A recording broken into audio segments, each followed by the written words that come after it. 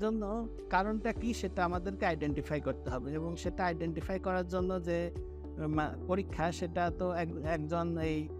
বিশেষজ্ঞ লিভার বিশেষজ্ঞ চিকিৎসকই আপনাদেরকে এই ব্যাপারে সত্যিকারের ধারণা দিতে পারবেন। তো এটার মূল চিকিৎসাটা হচ্ছে রেস্ট এবং এটা হচ্ছে আপনার শতকরা 1% পেশেন্ট হচ্ছে আপনার খারাপ হতে পারে, কিন্তু 99 ভাগ রোগী সহজেই ভালো হয়ে যায়। এই জায়গাটাকেই পুঁজি করে আমাদের কিছু আম